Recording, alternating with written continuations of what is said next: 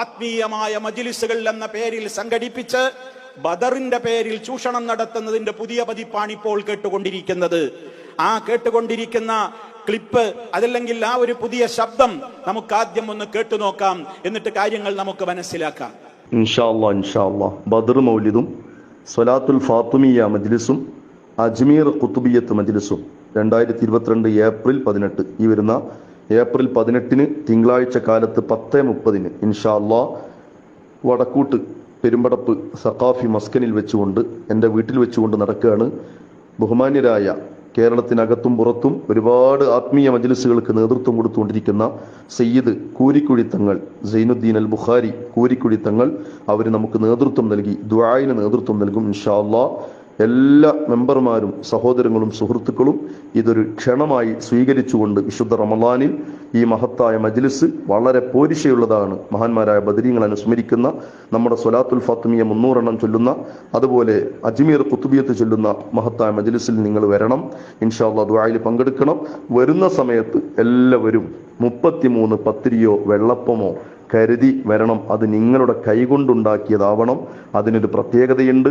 എന്ത് പ്രതിസന്ധിയും അത് നീങ്ങിക്കിട്ടണം, എന്ത് ആഗ്രഹവും സഫലീകരിച്ച് കിട്ടണം, ഏത് കടവും വീടിക്കിട്ടണം, ഏത് വിഷമവും നീങ്ങിക്കിട്ടണം, എല്ലാ മുറാദുകളും ഹാസിലായി കിട്ടണം എന്ന് കരുതി ഇൻഷാ അല്ലാഹ് ഇന്ന് തന്നെ നിയ്യത്ത് വെക്കുക. എൻ്റെ കൈകൊണ്ട്, എൻ്റെ കുടുംബത്തിൻ്റെ കൈകൊണ്ട്, എൻ്റെ വീട്ടിലുള്ളവരുടെ കൈകൊണ്ട് ഉണ്ടാക്കുന്ന പത്തിരി ഇൻഷാ അല്ലാഹ്, അല്ലെങ്കിൽ വെള്ളപ്പം, അത് ബദരീങ്ങളുടെ ബറക്കത്ത് ലക്ഷ്യമാക്കി അവരുടെ മദദും ഹിഫ്ദിനും വേണ്ടി ഞാൻ എൻ്റെ കൈകൊണ്ടുണ്ടാക്കും. അത് മജ്ലിസിലേക്ക് എത്തിക്കും ഇൻഷാ അല്ലാഹ്. അതോടൊപ്പം തന്നെ മഹത്തായ മജ്ലിസിന്റെ ചെലവിലേക്ക് മഹാന്മാരായ 313 സ്വഹാബത്തുണ്ട്. അവർക്കൊക്കെ ഓരോ രൂപ, എനിക്ക് നീ തന്ന അനുഗ്രഹം, നിന്റെ ആരോഗ്യം, നിന്റെ സമ്പത്ത്, നിന്റെ വരുമാനത്തിൽ നിന്നൊരു 313 രൂപ ആ മഹത്തായ മജ്ലിസിൽ ഞാൻ കൊടുക്കും എന്ന നിയ്യത്ത് ചെയ്തുകൊണ്ട് ഇന്ന് തന്നെ നിങ്ങൾ തീരുമാനമെടുക്കണം എന്ന് പ്രത്യേകം ഓർമ്മപ്പെടുത്തുന്നു. അസ്സലാമു അലൈക്കും.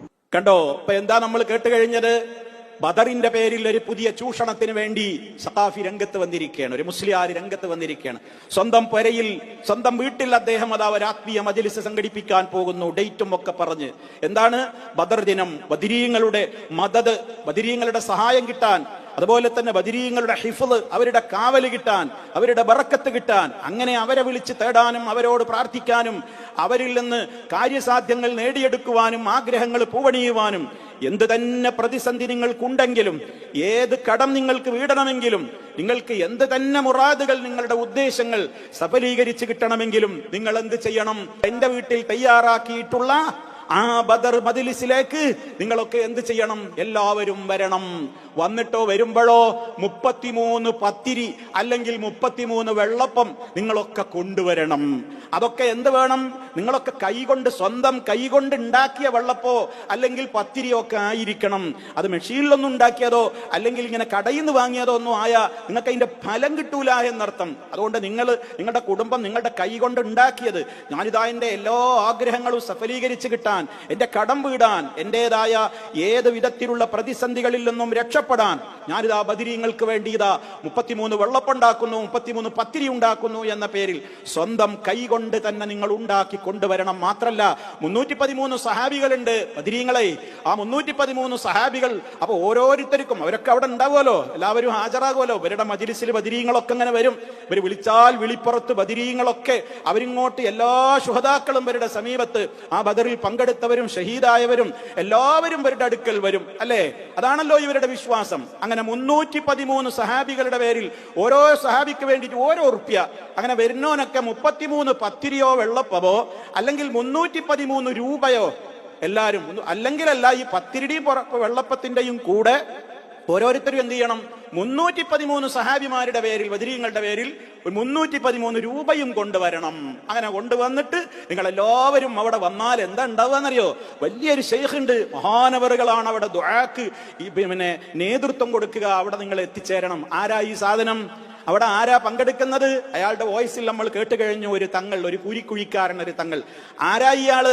ഇയാളുടേതായ ഓരോ പ്രവർത്തനങ്ങളും ഒരുപാട് കാലമായി പല സ്വലാത്ത്, ഇപ്പോൾ ഇതിൽ സ്വലാത്തുൽ ഫാത്തിമിയാന്നാ പറയുന്നത്. മുമ്പ് ഇയാൾക്ക് വേറൊരു സ്വലാത്തായിരുന്നു, സ്വലാത്തുൽ കമാലിയ എന്ന പേരിൽ ഒരു സ്വലാത്ത് കച്ചവടമായിരുന്നു.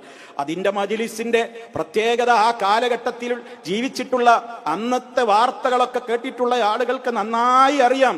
എന്തുമാത്രം തട്ടിപ്പായിരുന്നു. ഇയാളുടെ സ്വലാത്തിൽ കമാലിയയുടെ മജ്ലിസിൽ ഒരാളാണ് വന്നിരുന്നാ മതി, എല്ലാ രോഗവും മാറും. കണ്ണുപൊട്ടന്റെ കണ്ണ് കാഴ്ച തിരിച്ചു കിട്ടുന്നു. വികലാംഗന്മാര് സദസ്സിലേക്ക് ഇങ്ങനെ കൊക്കിച്ചാടി വന്നവൻ എന്ത് ചെയ്യുന്നു, വളരെ അതങ്ങ് സ്വലാത്തിൽ പങ്കെടുത്ത് കഴിയുമ്പോഴേക്ക് അവൻ എണീറ്റ് ഓടുകയാണ്. ആ വിധത്തിലൊക്കെയുള്ള ആരോഗ്യപരമായ എല്ലാ രൂപത്തിലുള്ള പ്രശ്നപരിഹാരങ്ങൾക്കും ഏത് പ്രതിസന്ധികൾക്കും പരിഹാരമായിരുന്നു ഇയാളുടെ കമാലിയ മജ്ലിസ്. ഇപ്പൊ അത് കേൾക്കുന്നില്ല, ഇപ്പൊ ഫാത്തിമിയ മജ്ലിസാണ്. അതുകൊണ്ടാണ് ഈ മൂപ്പര് വന്നിട്ടുള്ളത്. അപ്പോ ഇയാൾ ആരാണ്? ആ കാലഘട്ടത്തിൽ തന്നെ ഇയാള് കറാമത്ത്, അദ്ദേഹത്തിന്റെ മജ്ലിസിന്റെ കറാമത്ത് കാണിക്കാൻ വേണ്ടി അന്ന് ചെയ്ത ഒരു നാടകമുണ്ടായിരുന്നു. ആ നാടകം എന്തായിരുന്നു? കൊല്ലത്തുള്ള ഒരു നാടക നടനെ കൊണ്ടുവന്ന് ഏർപ്പാടാക്കി.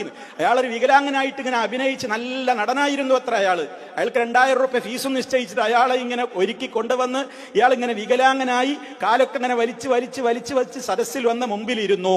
എന്നിട്ട് സലാത്തങ്ങ് തുടങ്ങി കുറച്ചാണ്ട് കഴിഞ്ഞപ്പോൾ ഇയാൾ എണീറ്റങ്ങോട്ട് ഓടി എന്നാണ്.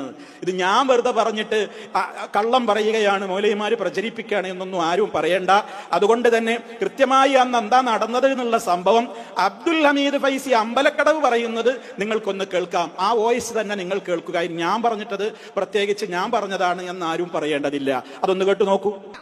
ഞാൻ ഓർക്കട്ടെ, ഒറ്റക്കാലം ഞാൻ അവസാനിപ്പിക്കുന്നു. കൂലിക്കുഴിത്തങ്ങൾ നിങ്ങൾ കേട്ടിരിക്കില്ലേ? കൂലിക്കുഴിത്തങ്ങൾ ആരാണ്? ഈ കൂലിക്കുഴിത്തങ്ങൾ ആരാണ്? സ്വലാത്ത് നഗർ ഫസ്റ്റ് ആരംഭിച്ച തൃശ്ശൂർ ജില്ലയിൽ ഈ കൂലിക്കുഴിത്തങ്ങൾ സ്വലാത്ത് ഇങ്ങനെ ആള് കൂടി വന്നു. ഇങ്ങനത്തെ കറാമത്താ, ഇമ്മാതിരി കറാമത്ത്. എങ്ങനെയാ പൊളിഞ്ഞത്? കറാമത്ത് പിടിച്ചു ആൾക്കാര്. എങ്ങനെ കറാമത്ത് പിടിച്ചത്?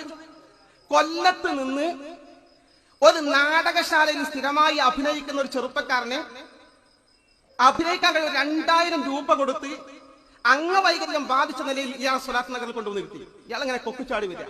നാടകത്തിൽ അഭിനയിക്കുന്ന ആ വിദഗ്ധന്മാർ 2000 രൂപ കിട്ടുന്ന കാര്യമല്ലേ? ആൾ അംഗവൈകല്യത്തോടെ മുമ്പിൽ വന്നിരുന്നിട്ട് സ്വലാത്തിൽ കൂടി ദുആക്ക് പങ്കെടുത്തു. അംഗവൈകല്യത്തിന് വേണ്ടി പ്രത്യേക പ്രാർത്ഥന സുഖാകാം.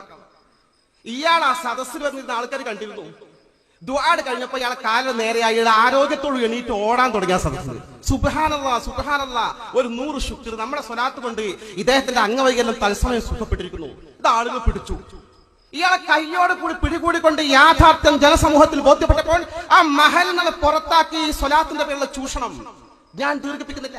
അപ്പൊ മൂപ്പർ എന്താ പറയുന്നത്? ഞാൻ കൂടുതലൊന്നും പറയില്ല, നിങ്ങൾ കൂടുതൽ പറയണ്ട. കാരണം എന്താണെന്നറിയോ?